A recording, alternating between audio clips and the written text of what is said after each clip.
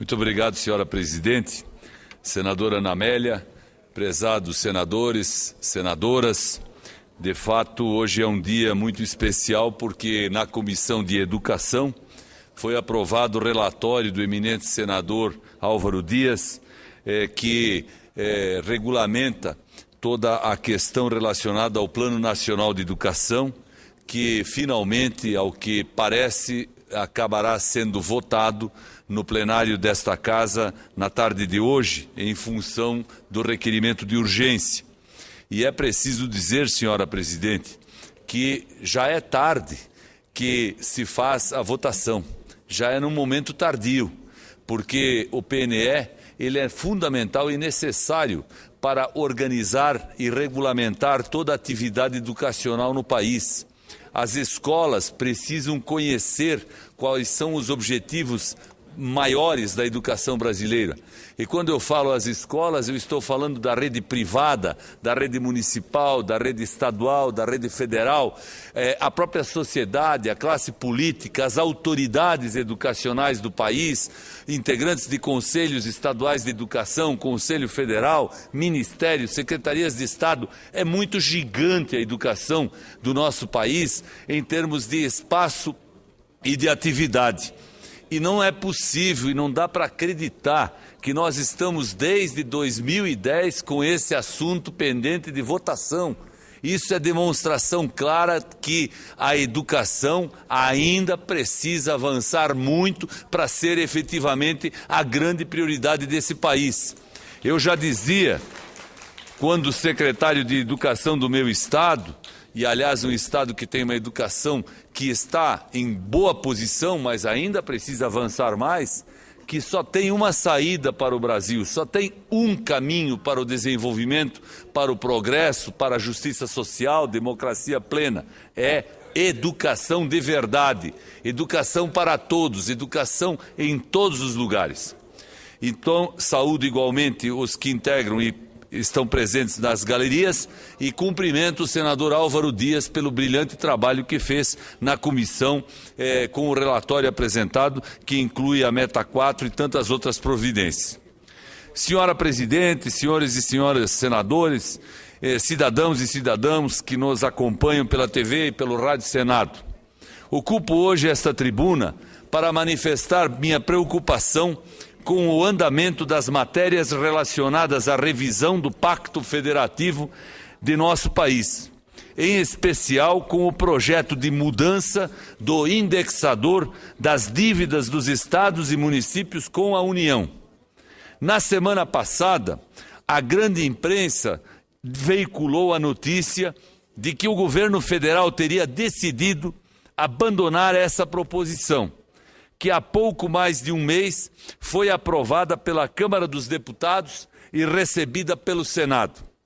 A justificativa ventilada pelo governo é a de que o projeto estimularia gastos, pois aumentaria a capacidade de endividamento dos estados e municípios beneficiados por ele, o que iria contra a recentíssima diretriz do governo de promover, finalmente, a austeridade fiscal.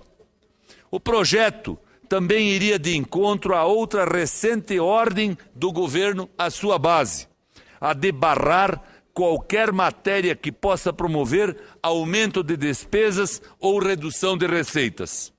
Assim, a orientação do governo à base aliada teria sido a de simplesmente interromper a tramitação do projeto e deixá-lo morrer por inanição, visto que já estamos nos aproximando do início do recesso parlamentar. Sintomaticamente, senhoras senadoras e senhores senadores, este projeto, aqui na Casa, numerado como PLC número 99 de 2013, repousa na Comissão de Constituição e Justiça há 28 dias. Há 28 dias se encontra naquela comissão aguardando a designação de seu relator. Mais uma vez, senador Aloysio Nunes Ferreira, o Senado Federal é submetido à esquizofrenia política do governo federal. o Executivo muda de direção como uma biruta muda ao vento e quer obrigar o Senado a segui-lo, subservientemente, sem pestanejar.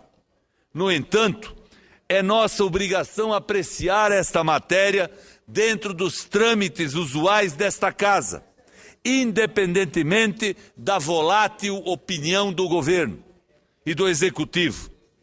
Se julgarmos o projeto benéfico ao interesse nacional, o aprovaremos. Se o julgarmos danoso, o rejeitaremos. Sempre foi assim. Ou ainda poderemos modificá-lo, remetendo-o novamente à Câmara para mais uma apreciação. O que é inadmissível é transformar esta Casa em um limbo, paralisando a tramitação de um projeto apenas para atender à conveniência do Palácio do Planalto. Ademais, as justificativas do Executivo carecem de substância. É verdade que o projeto afetaria, em alguma medida, as receitas da União, pois reduziria as taxas de juros cobradas sobre as dívidas de estados e municípios.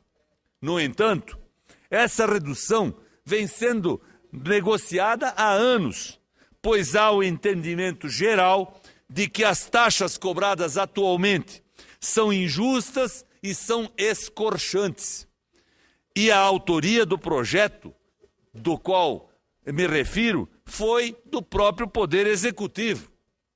Quanto ao argumento de que o projeto permitiria o aumento do endividamento de estados e municípios, é importante esclarecer aos nobres colegas senadores e senadoras que os dispositivos que geram tais riscos foram inseridos pela Câmara, não faziam parte do projeto original encaminhado pelo Poder Executivo.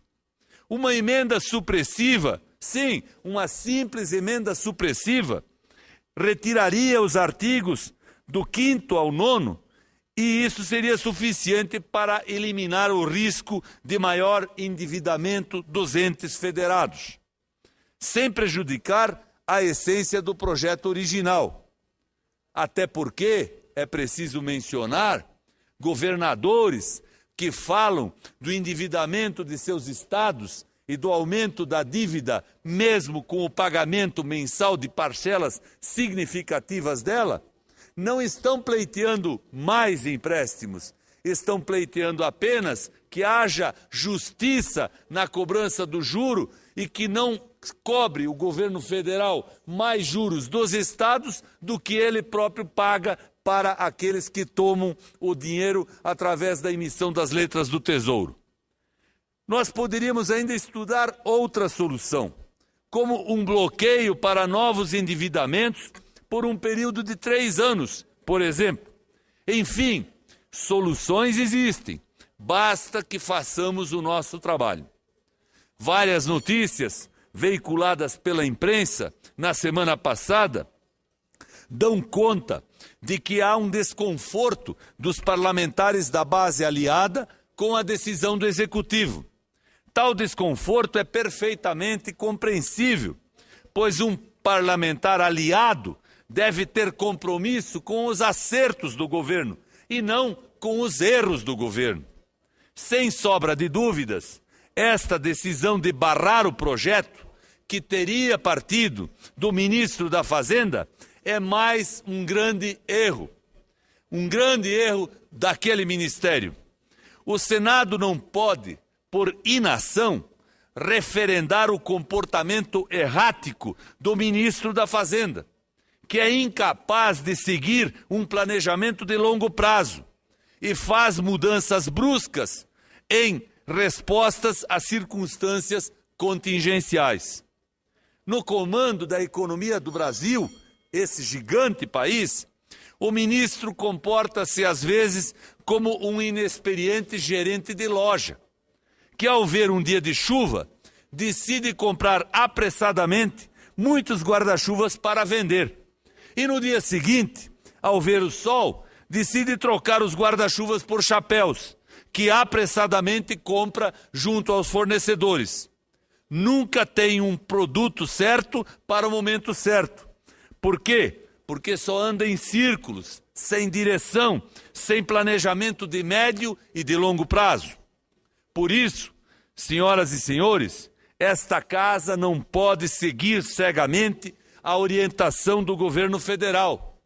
As idas e vindas do Executivo, seus recuos, sua vacilação diante das decisões, são provas de que, especialmente nas questões econômicas,